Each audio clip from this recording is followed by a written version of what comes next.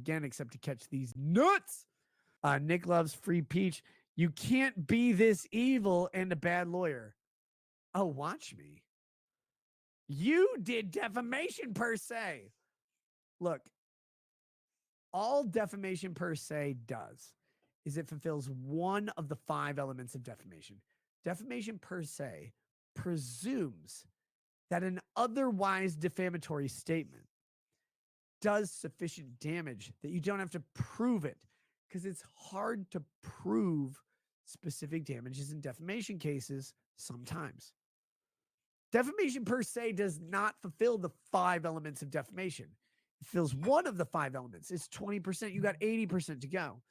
You still have to prove that the defendant said the statement, that the statement was false. You don't have to prove that the statement and its falsity caused damage. You do have to eventually prove the amount of damages the statement caused. And then finally, you have to prove that the statement was made with the requisite level of fault.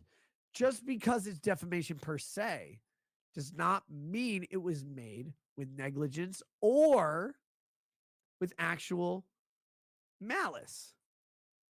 This should be obvious, because if you say something that is true but derogatory, it could cause harm against someone. But defamation per se wiped out the necessity of showing there was a requisite level of fault. For example, like, all you have to prove is the amount.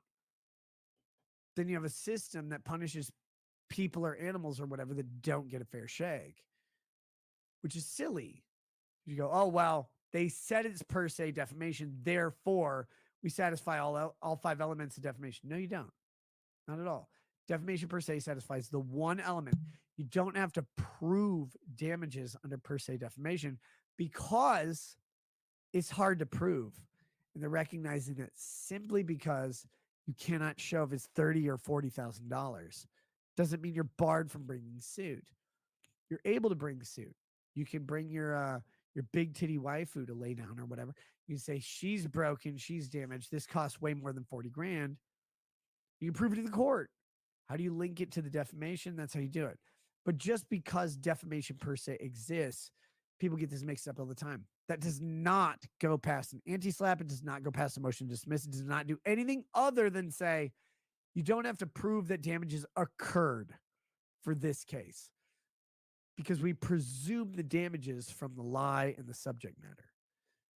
All you have to do is when you win, if you win a defamation per se case, when you win, what you have to do is show the amount of damages you actually suffered that you're entitled to recover, because the court can't recover a pretend amount of damages. This isn't complicated, but everybody's like, oh, it's defamation per se. First of all, not all of it was per se defamation. Second of all, I don't think any of it was. I think all of it's protected opinion. And third of all, even if it is defamation per se, that doesn't mean you lose. It just means you win the one element, which is damages. But you still have to prove damages at trial to recover. Why I keep responding to this ask? He keeps paying me. Nick loves Free Peach says, Nick, Mondegraaff can say anything. Yes, I've never stopped Mondegraaff from saying anything, you weird retard. You claim he fucked a watermelon. I'm sorry, it was a honeydew.